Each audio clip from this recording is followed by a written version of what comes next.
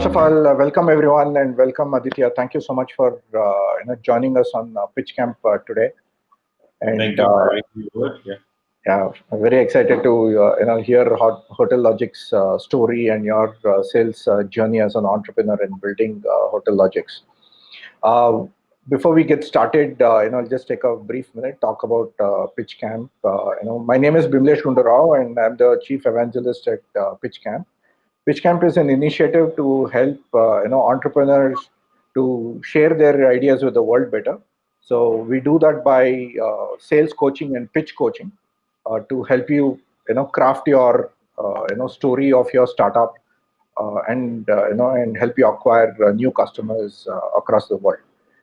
So we do this through coaching and training interventions. So we're working with global sales leaders and pitch coaches to bring their expertise to our ecosystem. Mhm. So this is our webinar series where we are trying to bring the sales journeys of entrepreneurs who have gone through the grind and help entrepreneurs understand why sales is such an important skill. That when most of us come from a non-sales background, what are the challenges we deal with it? How do we build a successful sales engine? And how do we deal with rejections, right? Mhm. How do we put out a sales strategy for our product for different markets and so on? So, welcome Aditya once again. Truly excited to have you here. Thank you. Folks, let me just give a brief introduction of Aditya, and I'll turn to him for some exciting Q&A. So Aditya co-founded Hotel Logics in 2008, and as a CEO, he's been setting the vision and direction for the company. Prior to Hotel Logics, he's led several product initiatives at Informatica and ABO in leadership roles. He's a product visionary, and at Hotel Logics is responsible for setting product positioning worldwide and business strategies. Being an industry thought leader and mentor, he's an active member of reputed bodies such as Roundtable India, NASSCOM, and SAS Bhumi.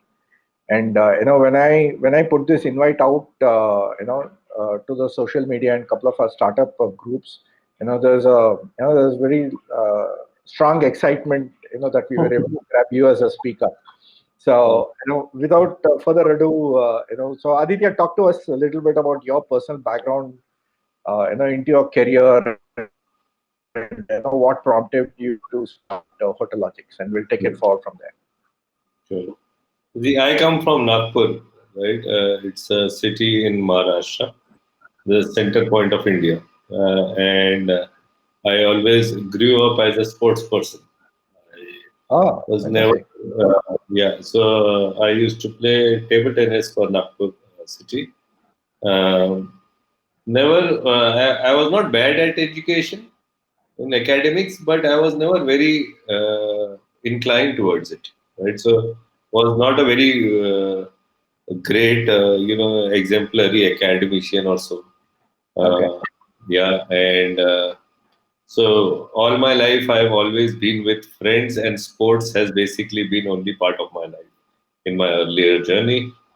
And then after I finished my engineering in Nagpur from one of the rowdy colleges over there, uh, where uh, you have multiple gang wars and gangsters in the college, right? Uh, Oh, yeah, and then my brother had come down from US, uh, and he started a product company, ABO, that you see over there, okay. in Delhi, and I joined it, right? So, and we started a product. So my first step into the industry was products, and that basically, you get bitten by that bug of Right. products, right? You clearly see what is the difference between services and product, and so the product bug bit me then. And what happened? We started. It was a very high end middleware B2B product, and what happened at that time? That is like I am talking 96, 97, right? So India was not known to be a product industry at all. There were hardly any products from India. Right. You are constantly getting discouraged by the industry that if you are an Indian company, you should be looking at services business and not product business. And the more it came to me that the more it was somewhere fermenting in my mind that product is what you need to do, right? So there was a lot of pushback from the industry on us doing products, right? NASCOM was the early supporter of ABO software, who was trying to encourage us to do products, and that's how I started to get into NASCOM. We were the first 100 members of NASCOM, right? Oh, okay. Yeah. So the product bit me then. People said that you are not meant to do products as a nation, right? And that built that internal uh, this in me that I need to do a product someday which has global brand. It cannot be just India brand. So that was a burning desire for me all the time, right? Uh, and I was always into sports otherwise, and never took profession or anything very seriously as such. Right? But this burning desire came to a point where I got later, when I moved out of Delhi, I came to Bangalore. I got in touch with Prabhash, who's the founder of Hotelogics, and he gave me this idea that this is what we can do. So I saw it as an opportunity to create something global. It was a global problem that we were trying to solve. Small hotels did not have a proper system in place to run their operations. So cloud became a natural solution that can be delivered, seamlessly to smaller businesses, and it gave me a perfect opportunity to do a global brand, and that's how Hotelogics. So yeah, so that's about it. We've been doing, Fantastic. yeah, Now, in 2008, when you're building Hotelogics, cloud was pretty new, and yeah, even in India, outside of technology companies, businesses looking to buy and consume technology was also pretty nascent. Like that's you right. had, you only had SAPs and Tally, That's right. predominantly here. So, what were some of your sales challenges when you looked at India as a market? I presume that you started initially with selling to India, and then you started to sell globally, right? So that's the fun part, right? When we started, we knew India was not our market. Okay, Knew that because we wanted to make a product where hotelier we were expecting hoteliers to evaluate the product, right? Hoteliers to take decision. And at that point in time in 2008, we could not contemplate, and we wanted to do it for the small and mid segment, right? That a right. Sham Lodge owner would actually come on the website and evaluate a product for himself. It was an unthinkable thought. So we were always global first, right? Okay. So we never looked at India. India, we started to look only 4 years back. Oh, okay. Yeah, Fantastic. yeah. So the challenge was multifold, right? Because India was not known to be a product company number one, Right. industry number one. Number two, there wasn't any ecosystem in India for products. So where do you get the people who will do the product with you? Where do you get the people who will do the marketing with you?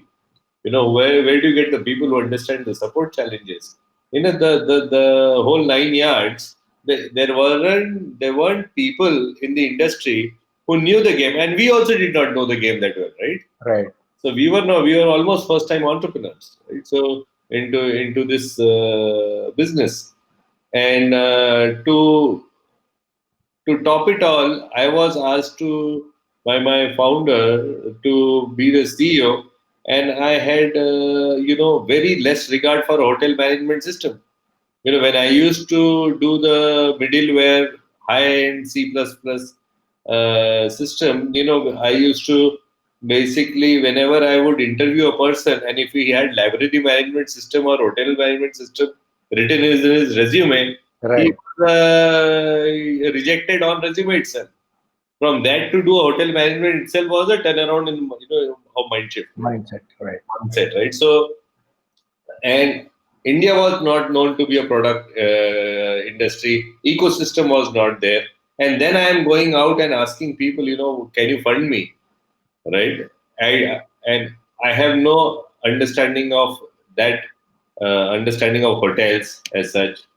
So everything that can go against as a wind was there, right?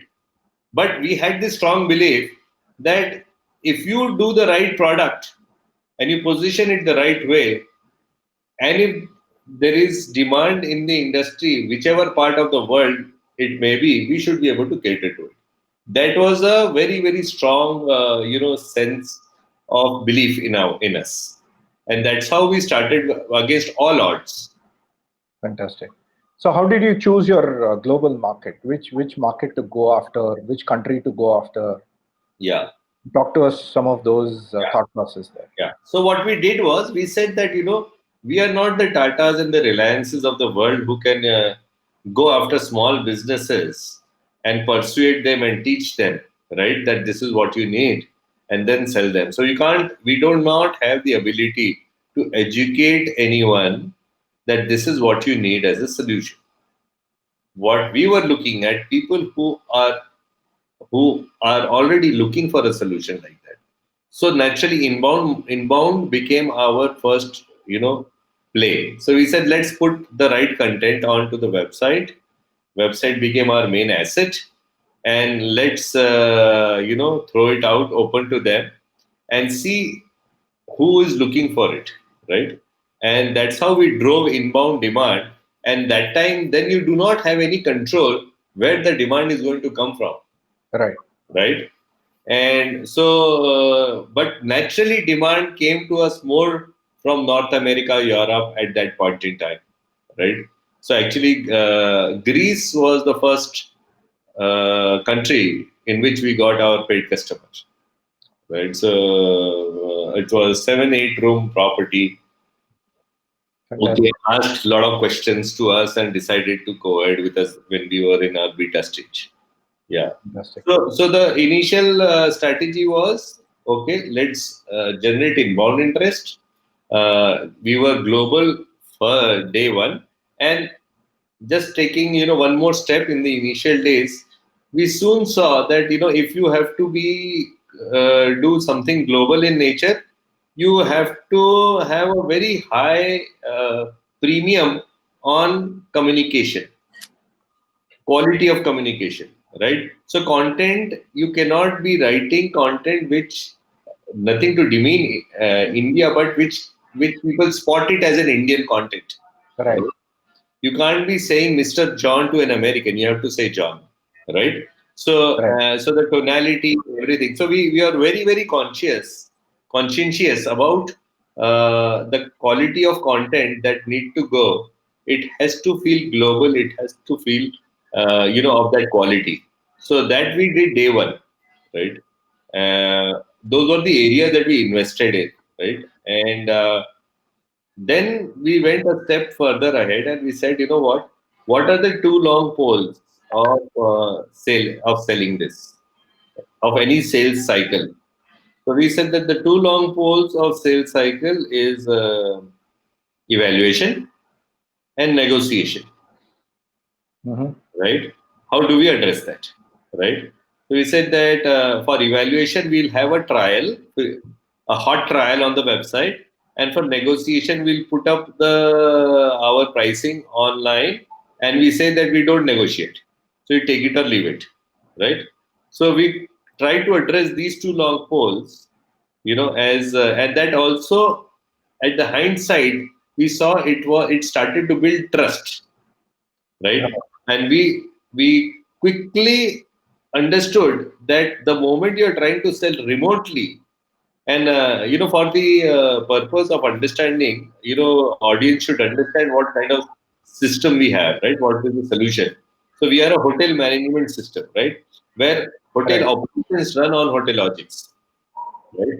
So whether it is their complete front office operations, their F&B, everything, and it basically is a platform on which the available room night inventory is there, which connects to the online world, and like Make My Trip and Expedia, and you can sell your. So it's on one platform. You are able to manage your internal operations, and you are able to grow your business with online sales channels and stuff. Right. So if you look at it, what are we asking the hotelier?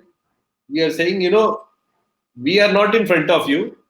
You don't know us. You have to buy a product from India and you don't regard India as a product nation. And you trust us to that extent that your mission critical operation, that is your operations of your hotel, you should run on our Our cloud basis. platform.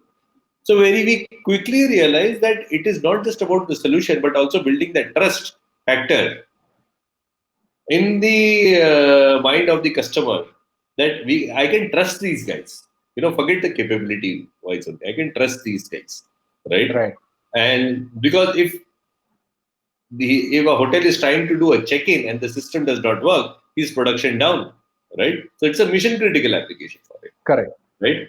So the decision making, it's a high friction in the mind to make that decision, both in terms of evaluation, trust, and stuff like that. And hence, we quickly saw that if trust is the uh, the around which that we have to revolve, right? Then everything that we do has to be trustworthy. The entire experience touch points. Yes, the entire experience has to be trustworthy, right? And when I say trustworthy, not that high push sales is not; those are not trustworthy people. But naturally, if someone sells hard to you, you tend to back off. Right. And hence, we said that we cannot be pushy in our approach, right? So there was a change. Our mindset was getting formulated at that time, right? So so these concepts were getting built as you are getting experience in the market, right? Wonderful. So, and what does that translate into? That you don't need to be pushy. You are always solving. You are never selling, Right. right? Which in today's world, people, where it gets scanned into a theory called consultative sales, Right. right? So, and as you know that as I said that I was not great at academic, this, that. So we came to the whole industry with a very clean slate, right, in our mind. There wasn't any, I should say, unlearning from that point of view that we had to go. We came with a very non-presumptive approach, and we let it guide us, right, as we were getting experience in the market, right? So yeah. So that's what was the mantra of the first thing.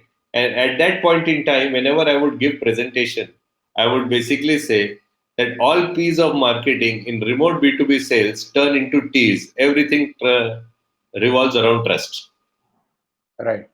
right? So so So what, yeah. what are some of those nuances that you use to build the trust? So one of the key aspects of building trust is consistency, right? Excellent. So, see, basically, if you even now, if you go on Hotelogic's website, you will see, and many others do the same today, right? That we are only informing them. This is what we do. This is what your benefit is. Blah, with, without having any pushy message over there that you we are a cheap product, we are a cost-effective product, or this is the kind of offer we are giving and stuff like that. So we are basically continuously building the value in the mind, and we are trying to see how we can build this value in a non-intrusive way, Okay. right? So that we are, which in today's world is called marketing automation, right? So how are you progressively feeding him the information wherein he is trying to build that kind of a value proposition of your offering in his mind, right? Non-intrusively, which is very important. Right. Second is that when you tell him that we had a try and buy strategy, here is the product, evaluate it for yourself. Don't believe us, right? That built that trust factor. And we did not, and we always had online. This was another learning, right? What happened was that we never, till date, we don't have phone support, right? Oh, We, okay. yeah, we only give live chat support because our customer base is global. Right. And what we realized is that at the point when the customer is in a problem, and if there is a communication issue, with respect to your dialect of talking and stuff like that, if that it gets treated as incompetency, right? Right? And since that is the case, let's do away with it. Let's do only chat support. He is going to read the chat the same way that we are going to read. Right. Little bit of education or handholding will be required to tell him, no, this is an effective way of getting support. Right? So these are the areas where we started to build trust.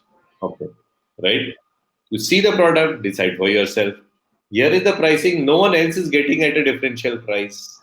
The content was non-pushy, always solving, always telling him what exactly our value proposition is, what exactly do we do, right? So the approach was never, and then at a later stage of the sales cycle, we would start pushing some, reinforcement related content, whether it is case study, whether it is, we knew at the time when he's going to make a decision, he'll say, oh, are these guys credible enough? Okay, there are people who are using a credible enough. So we used to always showcase a few PRs to them, right? So PR was a brand reinforcement strategy. So this is how we try to build the trust with them, where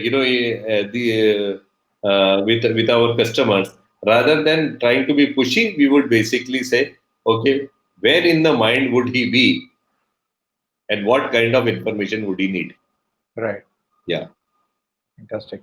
So at what point did you did you include outbound as well as part of your strategy to grow beyond your initial inbound customers? No, so we took a strategy of scaling up inbound. Okay. So even till date, we don't have a very well established outbound. Okay. We took a strategy of scaling up inbound. And what we also did as part of our strategy was that before I get into that, basically, we also in the initial phase, we basically said that Spanish market and Portuguese market also we need to attack. So what we did is that we got in touch with ISEC, the student exchange program, and we Okay. got a lot of foreign nationals. So we had people from Colombia, Argentina, Puerto Rico, Mexico, who were sitting in our offices in India and working for us. Right? They understood their regions much better. Also, at that point in time, what we did that we recruited people from US, right, to come over here in India, and brand Bangalore was started to take shape. So people actually wanted to come to India and in to Bangalore and work, right? So Okay. with that brand Bangalore, we got people who could, from Seattle and all, who would write content for us. We also hired companies in US to write content for us, because we did, as I said, we did not want to compromise on the quality and the acceptance of the language, right, that we are communicating. So, so these are the few things that also helped us. So we went Spanish and Portuguese also in our initial phase. Right? Oh, okay. Yeah. So So, did you manage? How did you manage multilingual then? so yeah, so we did. It did take us time to get out with our multilingual product, but we didn't just do the product. We went whole nine yards. With the We had content. our Portuguese website. We had our Spanish website. We had support in Spanish. We had support in Portuguese. We had sales in Spanish. We had sales in Portuguese, and all these people came to us very cheap.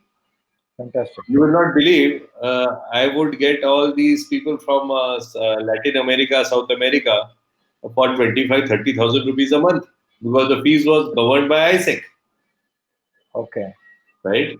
And they would work in India, in Yeah, your they would be working under in our office over here, right? fantastic. With their customers, with their countries, right? And what is very also important at that stage is to understand recruitment, actually, Right. right? And you know, I never was a professional sales guy to recruit a good sales guy, right? And then I had a chat with Girish from Freightus and Freshworks now. Girish, can you help me out? How to recruit these people? And he gave me a mantra which I till date apply. He said that if you are getting a person who does not have a lot of experience, so you don't have any results to bank on. Only thing that you have to see in that guy is, can he hold a good conversation with you? Correct. Right? And if he can hold a good conversation with the CEO of a company, you know this guy can talk. And you now need to teach him a little bit of sales skills. This guy can hold himself to a session of a conversation. And that small little tip really worked for me. Interesting. So, yeah. So the growth phase, what happened? We said that okay, we are getting this demand, and we are able to make a sale online. All that is fine. Now let's try and take it to the next level. So I clearly remember at that point in time, we said that the first thing that we need to scale up is our website. Because that is the main asset from where we are generating demand. So there was a consultant in Bangalore, Kranti. I think now uh, he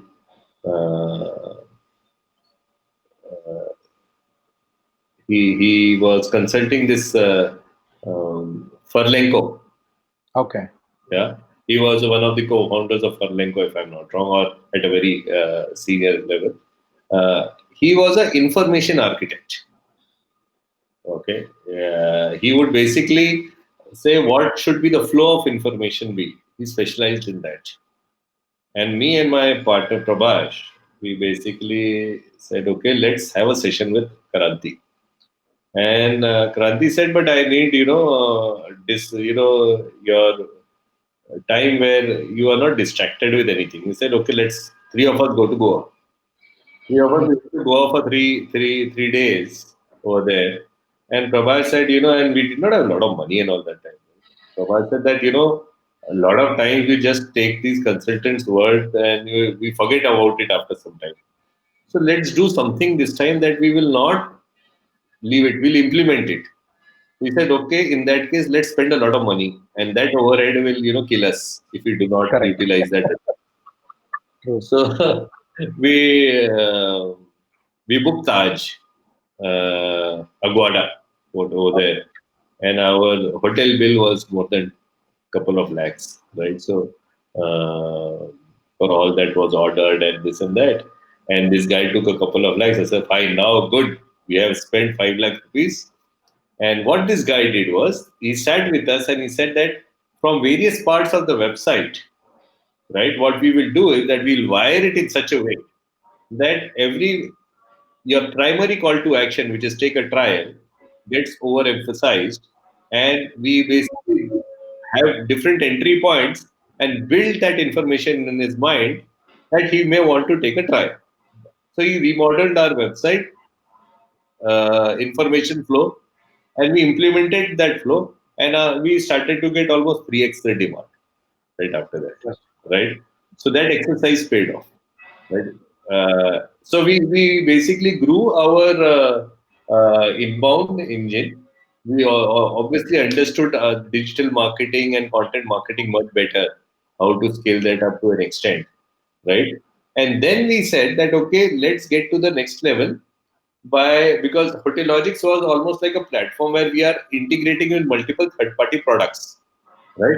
And we said that if we integrate with multiple third-party products rather than build all these things, we would be basically getting, multiple alliance partners. Correct. Their customer base will also become, a prospective customer base for us, right? So the alliance strategy came into being in the growth phase. Then we said that now we have enough customers in countries. So wherever we have more than two-digit customers and stuff like that, and we have referenceable customers, let's start also build a reseller network, Right. right? So alliances and resellers, along with scaling up our inbound, was our growth phase. Fantastic. Right? So that is what we did at that time. And to basically, from a marketing perspective, I have to give advice that what has worked for me, we regionalized our approach, right? So someone from US who was coming on our website would see a trial because to take a free trial, but someone who was coming from Thailand said request a demo. We understood that a US hotelier is more hands-on and he Correct. wants try technology on his own, whereas in Southeast Asia they probably prefer more of someone giving them a demo, right? So we regionalized our approach. We geofenced our website. We took three main countries as our uh, you know uh, reference points to do our marketing. That from a case study point of view or the content that we generate point of view, that we take these three reference points and they will have a snowballing effect around their region, right? So we took US, it had snowballing effect in the Americas. We took UK, London, snowballing effect in yeah, and then we took Thailand for Southeast Asia. Okay. So Fantastic. yeah, So this is very interesting. Very few of them look at alliances and partnerships. To actually expand their network in global regions outside of what they're able to generate through inbound. So talk to us a little more about some of the criteria that you used to build these alliances, and what are your sources of finding a reseller is hard, right? mm, And what are some of the things that worked for you sure, in identifying resellers and then doing these partnerships with them sure, to help you expand your market? sure, sure. So alliances, what we said that which are the ancillary services. So we are the ERP for the hotel. Which are the ancillary services that make sense to our target segment, right? Right. Right? So we used to get a lot because our inbound marketing was strong, right? Still is very strong, right? And so at less than a million, people would think that this company is more than 10 million ARR, right? Our marketing was so strong to a point that there were competitors in US that if I change, I used to control their pricing, right? If I change my pricing by half a dollar, I knew that they would change their pricing as well, right? And they would Okay. copy my content. That so we were probably the leaders in online sales and marketing in hospitality B2B SaaS, right? Okay. So so why I say that is that because that generated a lot of inbound interest to us, both from reseller point of view and from alliances. You get a lot of inbound interest, right? Now the point was to filter Correct. who is the right one. So obviously we burnt our fingers to an extent. It's a very important question area to understand. So alliances, we said that whosoever is selling into our same target segment, we will do integration with them. I'll give you an example, right? RateGain, we all know as a very successful company from India. Right.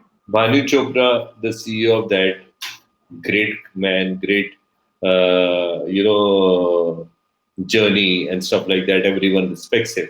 But we had not integrated with RateGain for a very long time, and still very good friends with Banu. RateGain was is such a fantastic company. Why not integrate? It's a channel manager that every BMS wants to integrate because they were selling to the top tier and we were selling to the mid market and small segment. So there was no overlap. Right.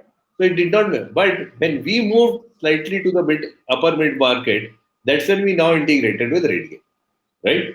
So the point is to basically get the right tools, not overload your engineering and support with tools that will not have many customers adopted just for a couple of customers. You don't overload them with irrelevant stuff to your Right. business. They are not irrelevant businesses, they are irrelevant to your business, right? So that is important to understand. From a reseller point of view, we saw that so many people are wasting our time. We have to train them this, that. Then they are the masters of their own business. And then they don't, move, and we do not get any business from them as such. So we said, okay, let's play the game differently. We created a huge questionnaire that was supposed to be filled up as a qualification. Correct. The guys saw that, these guys are very high-headed. They are asking so many questions just to have a reseller. On top of that, we put a fee of $2,000 to join us as a reseller, Mm. right? And we said that someone who's ready to pay $2,000 and he meets the filtration criteria, it will increase our chances to become successful. And we don't need many resellers, right? And hence, if in a country we get one or two resellers, good enough for us to try this out, right? And hence we said that कोई मछली फंसेगी इसमें, इतना ये filter डाल देते हैं मछली फंसेगी, right? And we got our first reseller from Philippines, who was ready to pay us $2,000, qualified everything, right? Slowly we got one reseller from Thailand, right? Yeah. Then we got one reseller which did all of this from Bahama, right? And then we said, okay, now we know that we can lower the barrier. We were asking 20 questions. We know the right set of question set is only 6 from this. We don't need to ask for $2,000. We'll ask for $500. And then the reseller network expanded more, but it had the right, structs to it, right? So, and the benefit that we saw in reseller is that number one, we got, so not everyone looks online, right, for a solution.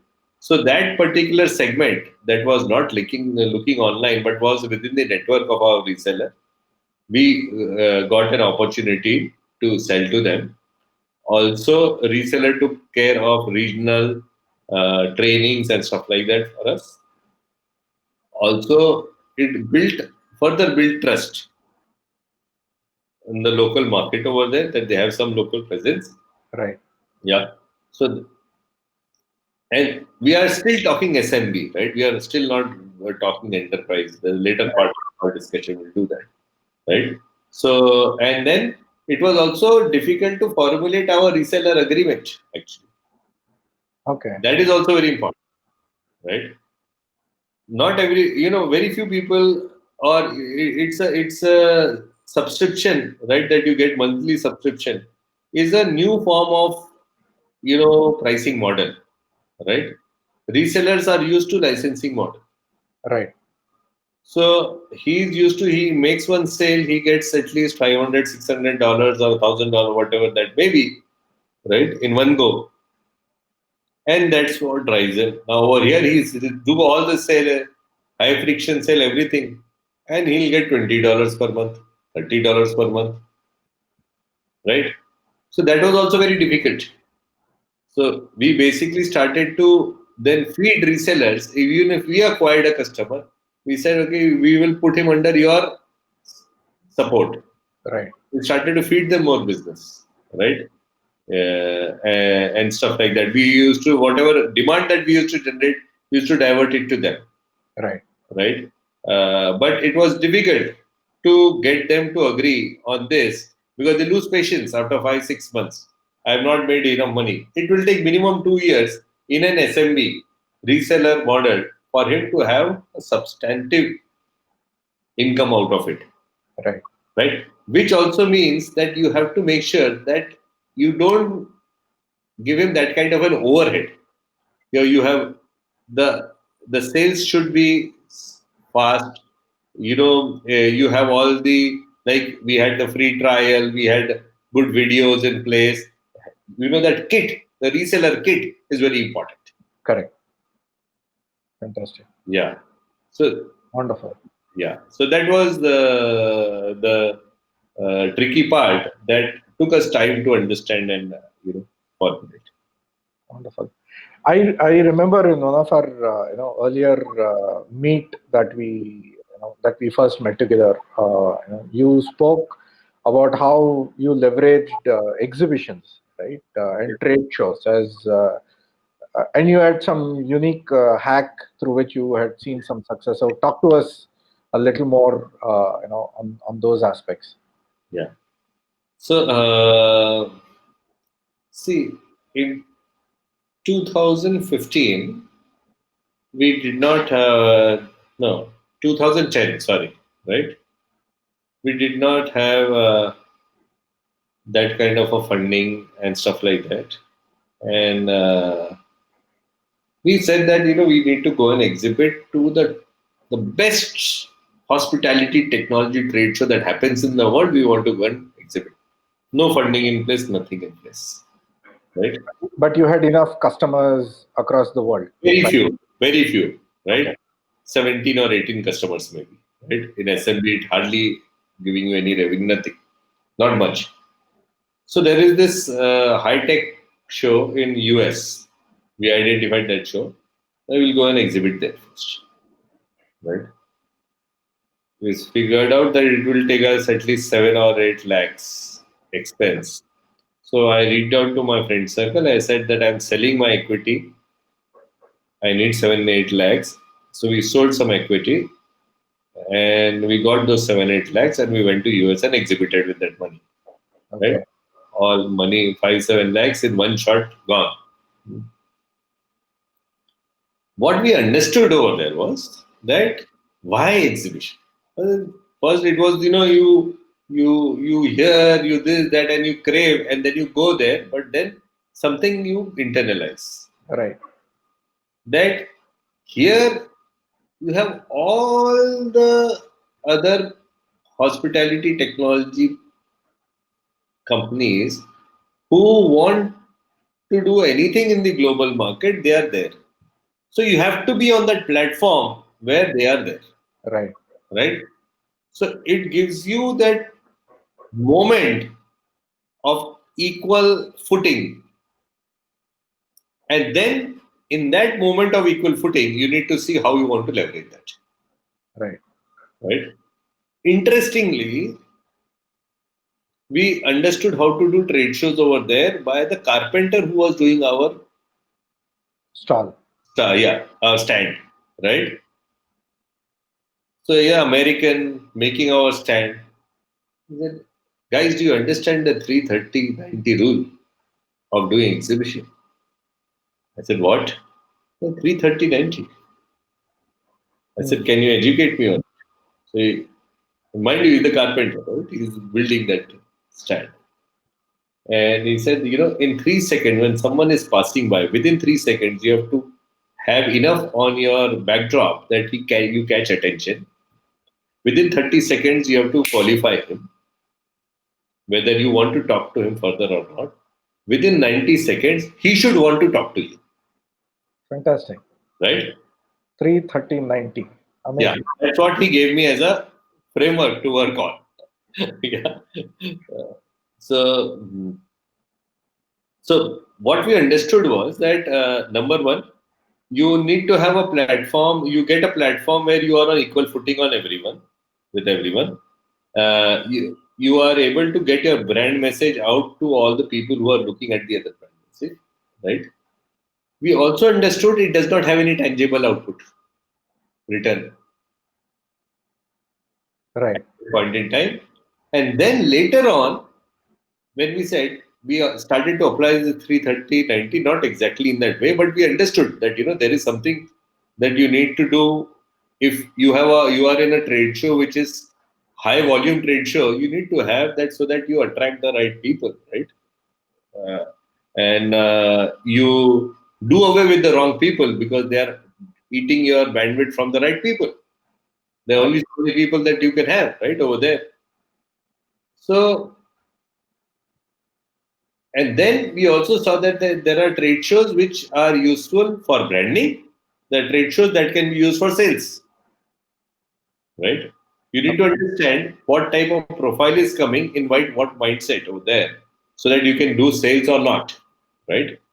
And ours not is not a quick decision making product, right? No one is going to buy it across the counter, but still, can it get into the sales funnel, right?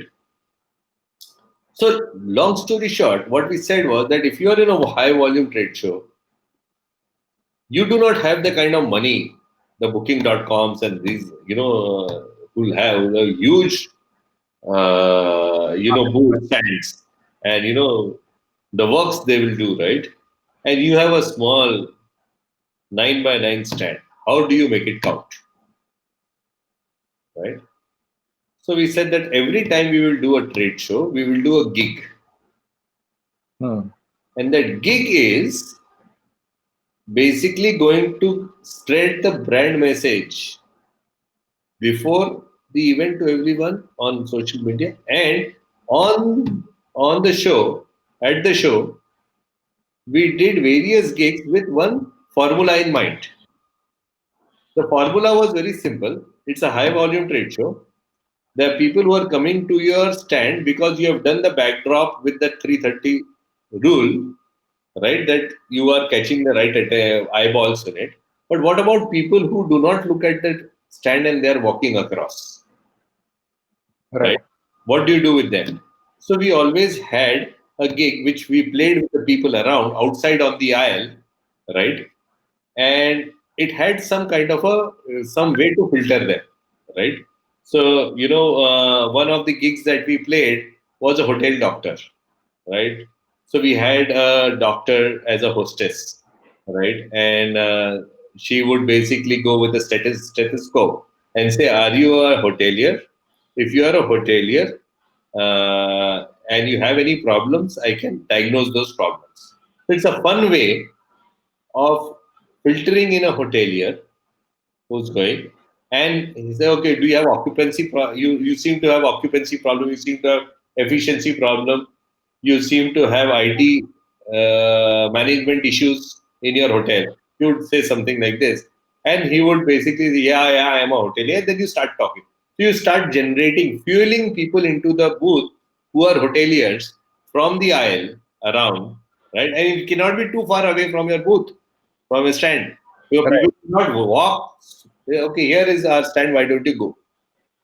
Right. So the idea is to filter in people from the web. So that is what we learned, that you exhibit in a way that will can get you the best ROI from that, and people remember you for what you have done. So we used to attract.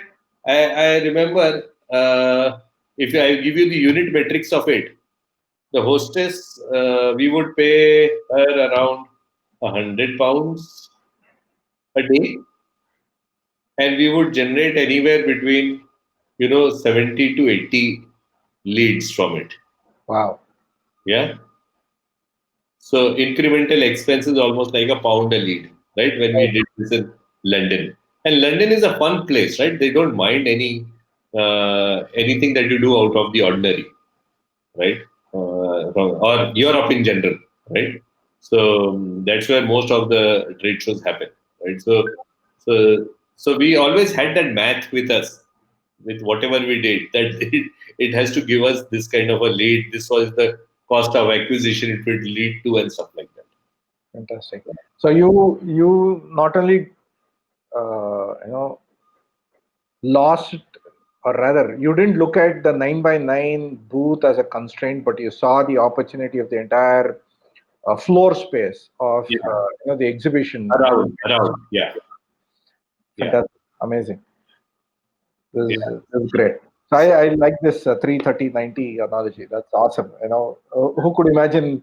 Sometimes you get the best insights from And the the guy. gift items that you keep in the stand is also very important, right? Right, right, So we said, yeah, we keep these things, and people, and sometimes very traditional mindset helps in it, right?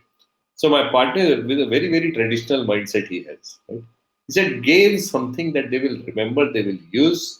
Forget all these, modern gifts that people give, that has value only for 5-10 seconds when they feel amused about it. correct. And we made very good pens and holders. And believe you me, next year when we used to go to exhibit, they used to carry that and say, we are still using this card holder that Okay. we had given last year, right? Also, what we did is that What about people who are coming over there, right? And they want to have some gift. It has to be very inexpensive, but still related to what you do. Slight relation has to be, right? So we got this neem pencil, Okay. right, where you can have your branding done. One pencil comes to you, used to come to like 20 paisa, one pencil. Make that expense. It has the brand. It looks very, very attractive from far. People come and you say, okay, green energy, whatever, you can spin a story around it, right? Right. So green initiative, and people like to keep, these hoteliers are something, they want to keep something, or in the hospitality industry is that something like this, they would want to keep it on their desk, right? Right. Again, we used to get photographs from people that we are still, or next time when you come, can you get more pencils? My daughter also wants it. Right. Yeah. So yeah. Fantastic.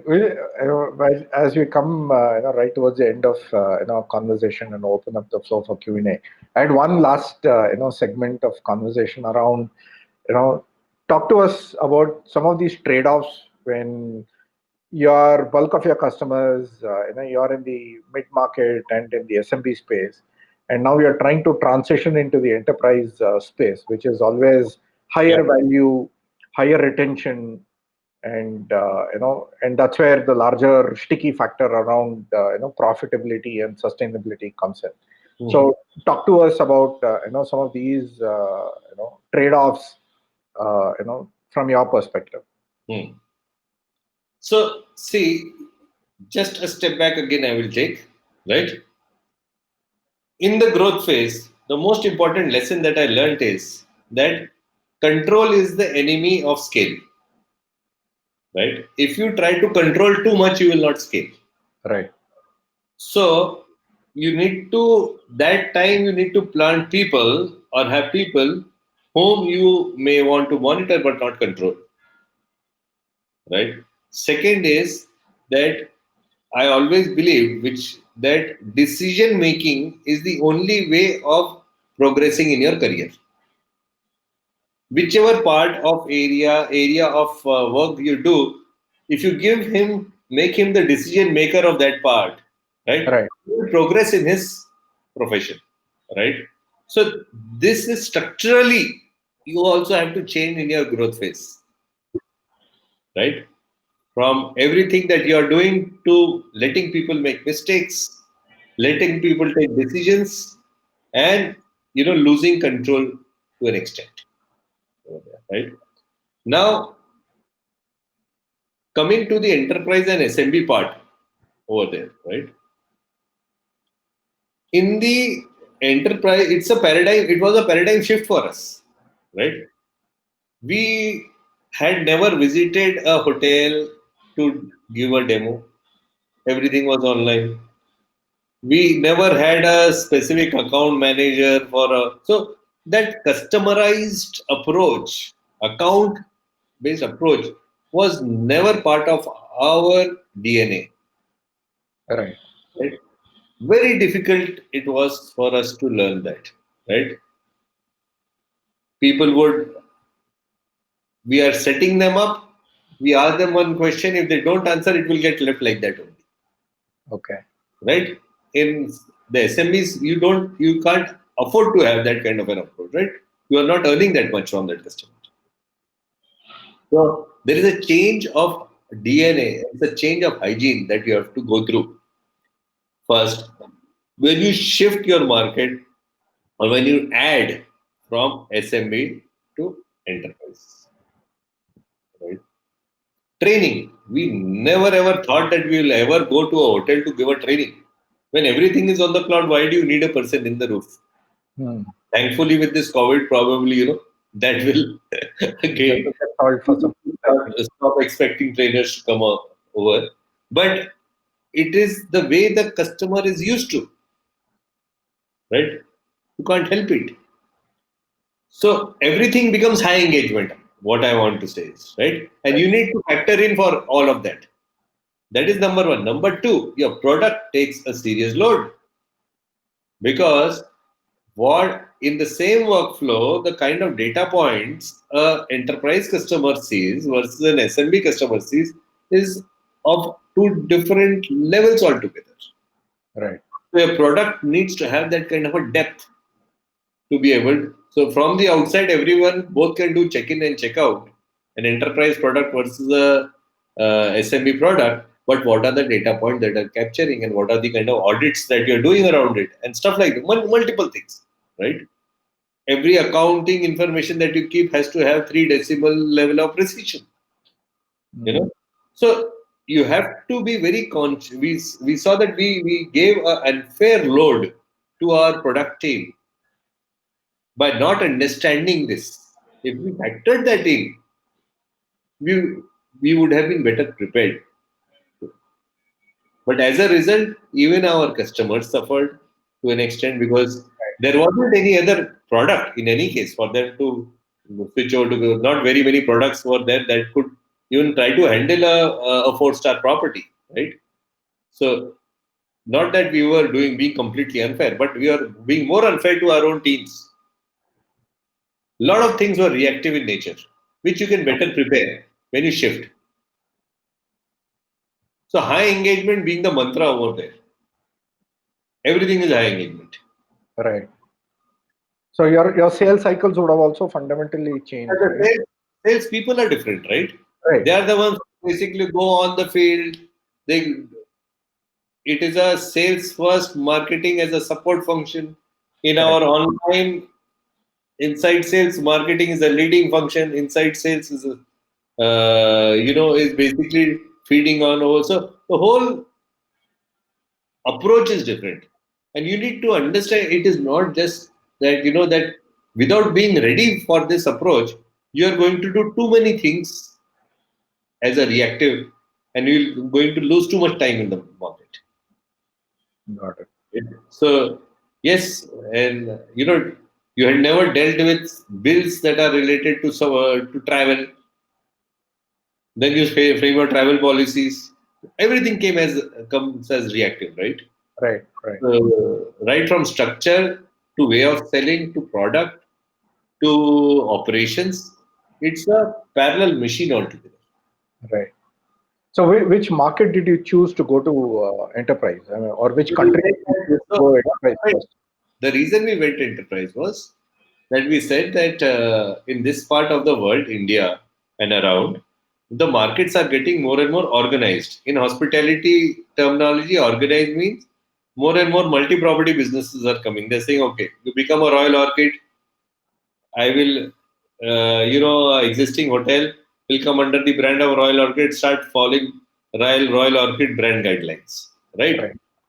So you this part of the world was getting organized, catalyzed by the likes of Oyos and Tribos. Okay. Right?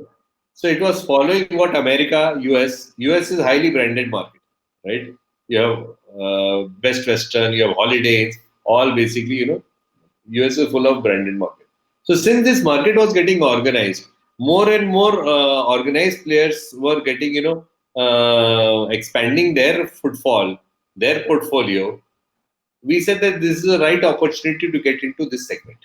So we chose India and Southeast Asia, where we can fly within 4-5 hours and reach there, right? So we had a team in India that was given ownership of specific countries, right? And they would basically spend 10, 15 days a month in their market. Amazing insights, Aditya. Thank you so much. I think now I'll open up the floor for some questions from the audience. We have Tapesh Goel, who is the CEO of Nimesa. Hello, can you hear me? Yes, now we can hear you. Okay. Thanks for a wonderful session, Aditya. Lot of learning. No problem. Yeah, I run a startup in a data protection backup recovery space. Mhm. So my question is like for an initial lead generation or to decide like which channel to work on, and like what should be like your cost of lead or cost of customer acquisition. How do we decide the like which is the right channel for us? And we can't experiment with multiple channel at one point, right? Because each channel need a little depth to test and minimum investment need to be there to test that this channel is working for or not? Great question.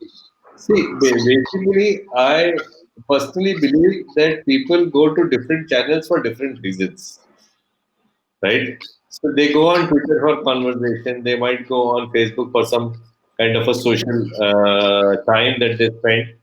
They will, go on LinkedIn for some professional time that they spend, and then they on Google and so on. So there are multiple channels. They that serve different purpose. So I think a multi-channel pronged multi-channel strategy helps because you are in the face of the customer with a different objective, right?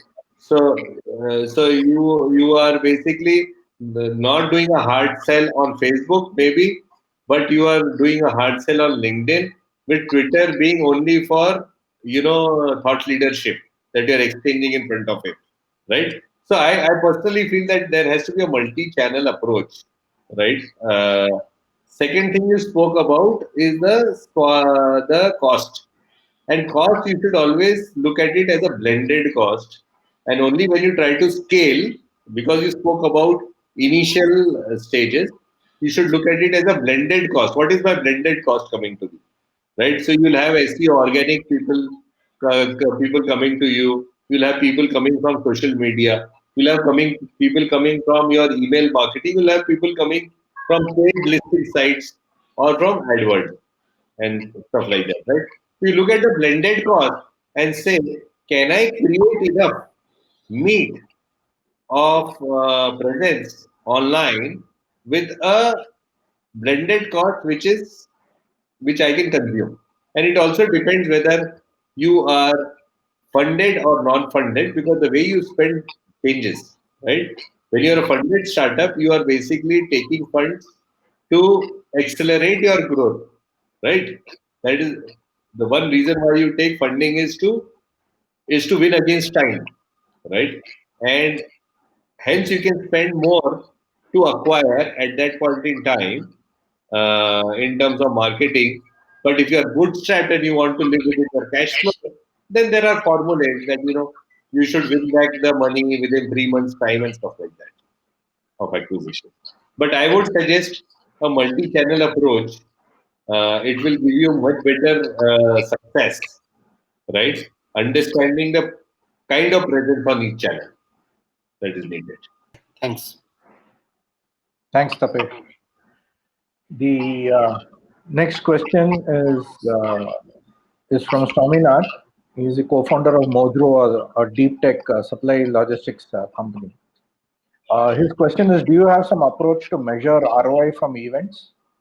So later on, what we understood was that you basically you can start attaching value to a visit. You can go as deep a visit to your website, right? So there is a part of it that can be measurable, right? And in the later stage, now we have graduated to a point where we say that we will generate enough pipeline, and that should at least give us return of the investment that we've done in the show in the next 6 to 9 months, right? So we basically maintain the pipeline that we have generated, attributed to a show, right? And we say within 9 months we should convert them into revenue, and at least that takes away the cost of the trade show. So the rest, everything else then is benefit in terms of brand awareness that you create, and credibility that you create for yourself, and and brand results in demand at a Next question is from Rohit. He is a global sales manager at Sales Shark. He is curious to know about branding strategies for both India and US markets. So, see, in India, we are not doing SMB at all. So, I am not best qualified to talk about the SMB market in India, right? We are only doing enterprise market in India. In the global strategy, see what will happen is depending upon the kind of product you have and the kind and who is the person within the business who buys that product, whatever is the decision making cycle. In your initial phase, you will basically be able to see what is the construct of your sales cycle. What are the kind of objections you are going through? What are the kind of questions that are there in his mind, right? And this basically slightly changes regionally. And I'll give you an example, right? A US hotelier values efficiency more than increase of revenue in our case. Whereas a hotelier in Indonesia is looking at cost of human resources not that great, but is looking what is the way to increase revenue from this, right? The value proposition of the same product has changed, and so has your approach towards sales to them, right? So what I mean to say is that depending upon the kind of product you have, you basically look into your early sales cycles, document everything. What are the objections? What are the things that I can feed to him in advance so that it does not result as a question from him, thereby reducing my sales engagement and marketing taking over some load of sales. So that is the, I think, that is the approach regionally you will be able to do. And I don't think you need to go so specific that you need to go country specific, but at least regionally, I think people behave slightly similar. This is Ankit Verma from Bhi-Fi Networks. You have talked a lot about successful ways of growing. However, you must have had a lot of challenges as well. One key takeaway lesson. See, challenges we've had many. I think one key takeaway, if I have to say, ear to the ground and nimble on your feet, right? There isn't, today is not the time where you should have very, strong beliefs, strong presumptions and get with that strategy. If you are slightly nimble on your feet and your ear is to the ground, I think we will be able to uh, get lot success lot faster without a lot of pain. That is one. Number two, which has really helped me, right, is when I spend some time with an entrepreneur who is of a slightly later stage than me, right? And or when I share my problems that I'm going through, they are able, and if they have overcome that issue, it saves me time at the end of the day, right? So if someone else's experience can help you save a few mistakes that you would commit, it will result into 3 or 4 months of gain. Is what I think. Second is being nimble on your feet and ear to the ground. Gone are the days of waterfall method of software development, and now you get into agile way of development, right? So same is the case for every other aspect in your business, right? So that is what I will say. Key learning is that. Fantastic. So thank you so much, Aditya. This has been great conversation, wonderful insights. I'm sure many of us will look to implement some of these aspects into their own organizations. Thank you so much for your time. I want to give one message to all the entrepreneurs or early stage entrepreneurs, right? Who are go to the global market with one belief that there is only 2 pixels of separation between you and the best person in the world, the best product in the world that exists in your space, right? You go with that belief to the market. If your product and your value, you have enough value for the customer, for the market that you have created, you will get the market. So the world of cloud, the world of online has given you this opportunity, set the stage for you that there is always only 2 pixels of separation between you and the best in your business. So go with that. Fantastic. Thank you, Aditya. Thank you so much. Thank you, everyone. Aditya and I will be available in the networking area. You can talk to us as well. Talk to Aditya if you have further one-on-one questions with him. Right. Thank you so much. See you at the networking launch. Thank you, Aditya. Thank you. Thanks, Biblesh.